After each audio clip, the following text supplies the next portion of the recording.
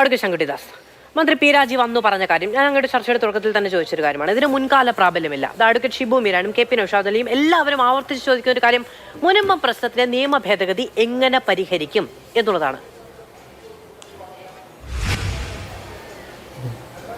ഒന്നാമത്തെ കാര്യം, ഇതിന് മുൻകാല പ്രാബല്യം ഇല്ലാതെ നിങ്ങൾ പറയുന്നത് ശരിയല്ല.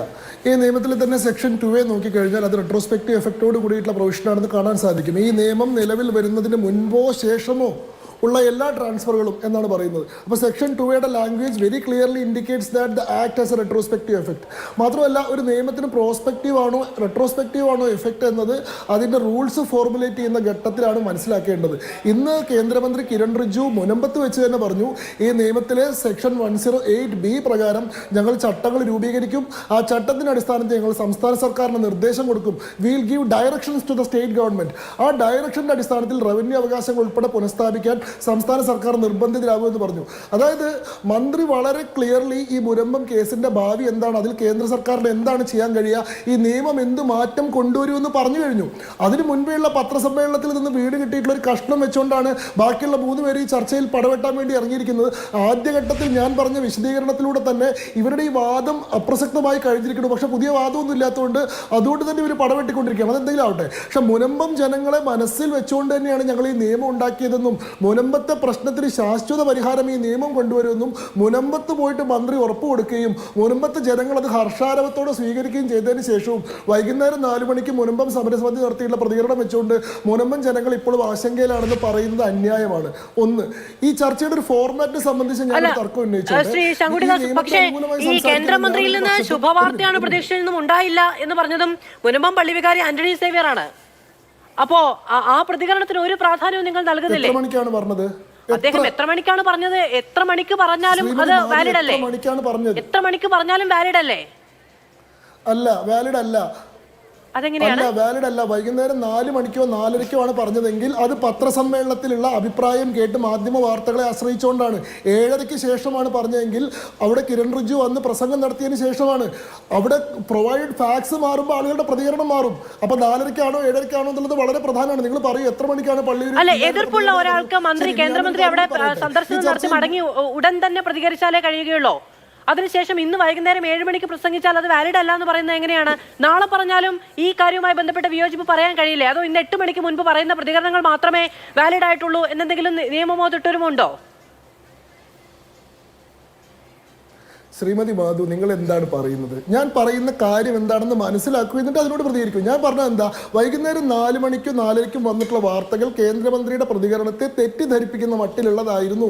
ആ പ്രതികരണത്തിന്റെ അടിസ്ഥാനത്തിൽ മുനമ്പം സമരസമിതിയുടെ ആൾക്കാർ ഉൾപ്പെടെ തെറ്റിദ്ധരിക്കപ്പെട്ടിട്ടുണ്ട്. ആ സമയത്ത് നിരാശാജനകമായിട്ടുള്ള പ്രതികരണങ്ങൾ ഉണ്ടായിട്ടുണ്ട്. എന്നാൽ മന്ത്രി മുനമ്പത്ത് വന്ന് ഈ വാർത്തയുടെ പശ്ചാത്തലത്തിൽ കാര്യങ്ങൾ വിശദീകരിക്കുകയും ഫ്യൂച്ചർ കോഴ്സ് ഓഫ് ആക്ഷൻ എന്താണെന്ന് അവിടുത്തെ ജനങ്ങൾക്ക് ഉറപ്പ് കൊടുക്കുകയും ചെയ്തതോടുകൂടി അവരുടെ ആശങ്ക മാറി. അതിനുശേഷമുള്ള പ്രതികരണവും മാറി. അപ്പോൾ നിങ്ങൾ 4 പ്രതികരണം എടുത്തോണ്ട് ഇതാണ് മുനമ്പം ജനതയുടെ ഇപ്പോഴത്തെയും പ്രതികരണം എന്ന് പറയുമ്പോൾ അത് മിസ്റെപ്രസെന്റേഷൻ ആണ് എന്നുള്ളതാണ് എൻ്റെ വാദം.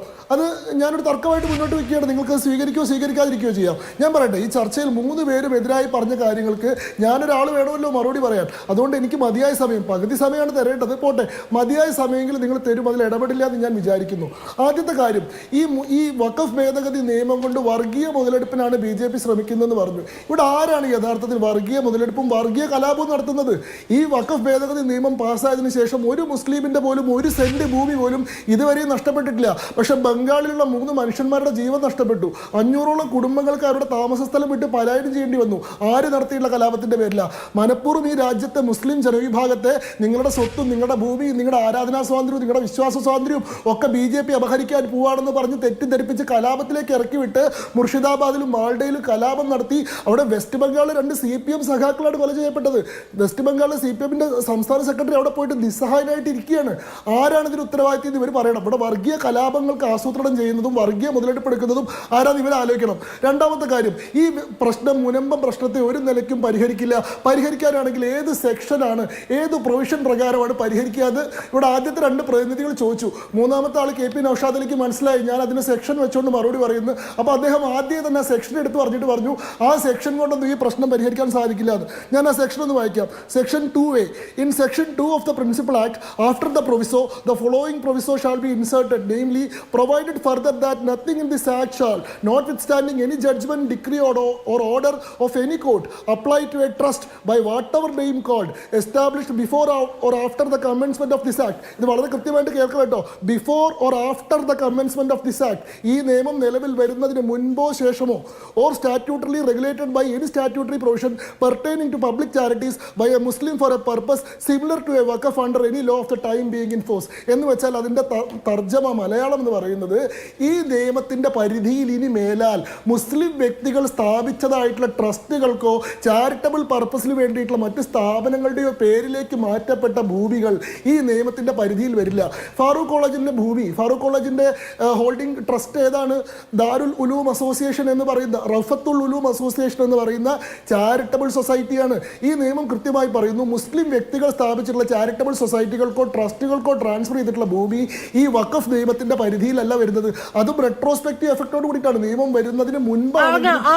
അതായത് എങ്ങനെ മുനമ്പം പ്രശ്നം പരിഹരിക്കും നിയമ ഭേദഗതി എന്നുള്ളത് അങ്ങ് വിശദീകരിക്കുകയും ചെയ്തു. എനിക്ക് അങ്ങയുടെ രണ്ട് കാര്യങ്ങൾ പറയാനുള്ളത്. ഒന്ന്, ഞാൻ ഇടയ്ക്ക് അതിൽ പിന്നീട് ഇടപെടേണ്ടതില്ല, ഒറ്റ മിനിറ്റ് ഇടപെടേണ്ടതില്ല എന്ന് ഞാൻ വിചാരിച്ചതാണ്. കേന്ദ്രമന്ത്രി അവിടെ വന്ന് സംസാരിച്ചതിന് ശേഷം അതേ വേദിയിലാണ് പള്ളി വികാരി ആന്റണി സേവ്യരുടെ ഭാഗത്ത് നിന്ന് അങ്ങനെ ഒരു പ്രതികരണം ഉണ്ടായത്. അത് അങ്ങേക്ക് തള്ളുകയോ കൊള്ളുകയോ ചെയ്യാം, അങ്ങ് പറഞ്ഞ അതേപോലെ.